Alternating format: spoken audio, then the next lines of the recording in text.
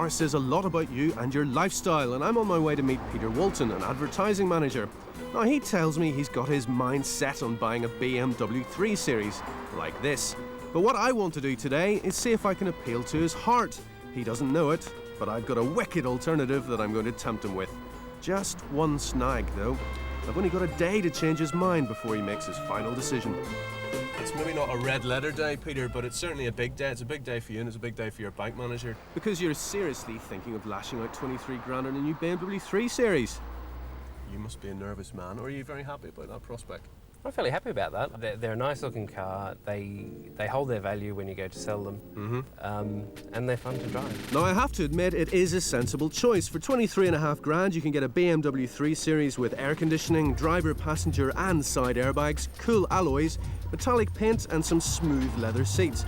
But people choose cars with their heads and their hearts. Time for a bit of research to find out why Peter likes the 3 Series so much.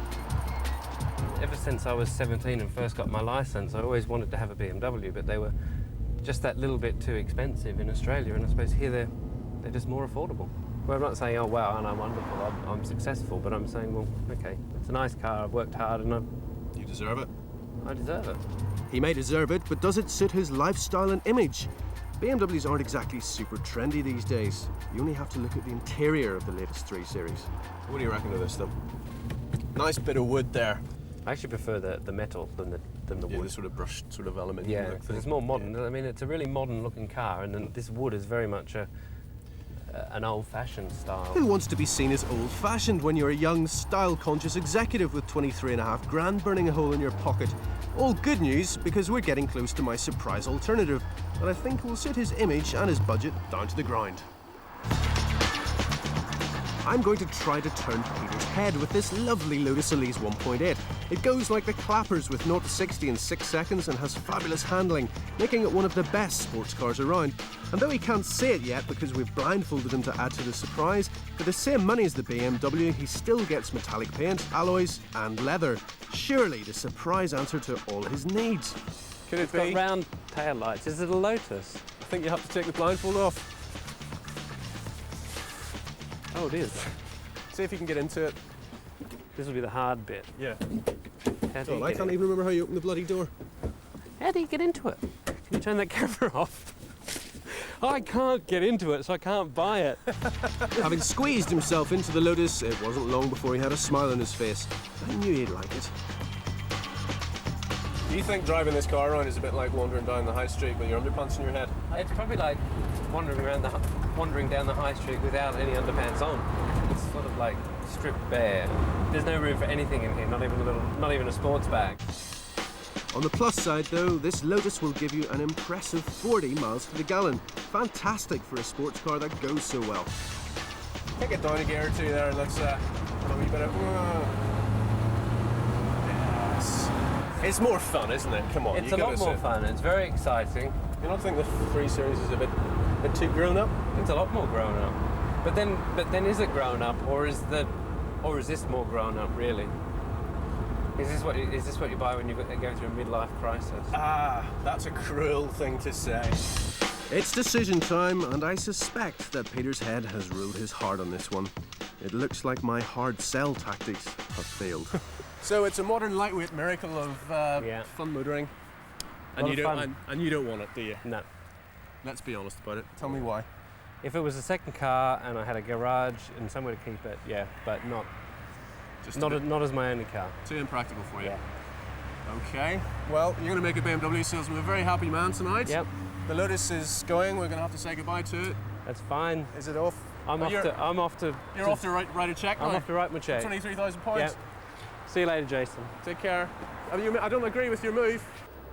So while he's off writing a check to someone else for a BMW, how am I going to get home? Lotus Elise. Well, if he doesn't want it, I know someone who does.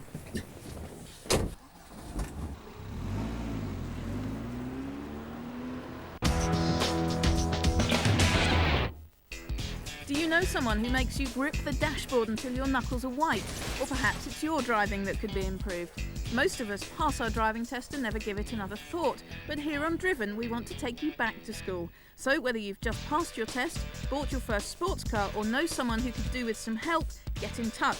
We'll send you to our very own tame driving instructor, Paul Ripley, who'll give you the lesson of a lifetime. Our cameras will be there to see how you get on, so have a pen and paper at the ready for details later.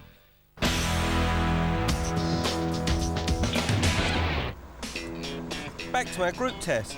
So far, we've tested the three cars for style and build quality, and it has to be said that the Clio is one street ahead. But how do they perform on the open road? Open road? In the Nippa? You must be joking. Actually, it's not that bad. Its little three-cylinder engine thrashes away merrily like something you might find in a latter-day Citroën 2CV, and it fits through some amazing gaps in the city. However, this city car credibility is completely ruined by its appalling ride quality. These aren't just potholes we're driving over, these are like deep space black holes. Oh, it falls into them and you think you're never going to get out the other side. Somebody call Captain Kirk. In corners, it has virtually no grip whatsoever because of its skinny little tires. And the final drawback is it makes as much noise as a demented food mixer at an Iron Maiden gig. Now, this is a noise level meter, and in fourth gear, it's showing 96 decibels. Now, I was on the London Underground the other day playing around with that gadget, and I got a reading of 98 decibels. So, Perodua Nippa, marginally quieter than a London Underground train. It's a bit quieter in here, Jace. I'm getting a reading of 94. But it's a wibbly-wobbly world inside the Matiz, and it doesn't inspire you to throw it around like you would, say, a Mini. And although on paper it's marginally more powerful, it actually feels sluggish next to that Nippa. And as for potholes, oh, it's not good. On the interior, it's definitely more spacious than that Nippa. And they've used some nice design touches, although the plastic materials they use, that's a bit dodgy. Look at these door panels, washing up bowls. And as for these door handles, they're made of teaspoon plastic, I'm sure of it. And I'm not even going to touch that window winder handle in case it falls off in my hand. It's just not well built enough. Oh, this is much more like it. The Clio is very civilised in comparison. The ride is very typically and comfortably French, and I've got just about enough power for safe overtaking. Potholes? What potholes? However, that's not the end of the story. This is budget motoring we're on about here, and the really important thing with these cars is money. Just how much are they going to cost you to run over 3 years based on the average motorist 12,000 miles for those years? Using a respected industry expert, we took into account the depreciation, maintenance, road tax, fuel and servicing costs to come up with an overall running cost for each car. The running cost per mile for the Matiz comes in at a surprising 21.9p. In the middle comes the second-hand Clio at 14.4p per mile. And the Nippa comes top with a bargain basement running cost of only 13.1p. So the Nippa is not only Britain's cheapest new car to buy, it's also the cheapest to run of our three. That means if money is your top priority, then in this case it makes complete sense to buy new. Well, we've put all three of these little motors through the driven mill, and frankly we're a bit surprised. When it comes to the filthy lucre and value for money on a mile-per-mile basis, the Nippa walks it. So don't automatically assume that second-hand is best. Take a look at a brand new motor. While a Renault is prettier, better built, quieter and generally more refined, the Matiz is still great value. And to be honest, you are getting a new car with a warranty, and you can't say fairer than that. Ah, but warranties aside, it has to be said, if you're after something a bit more stylish, then the second-hand option's probably the one for you. Looks or money, it's your choice.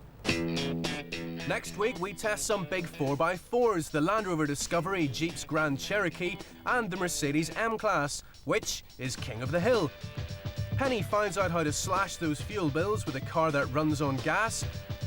And we take to the city streets in a mean Lexus GS 300 Sport.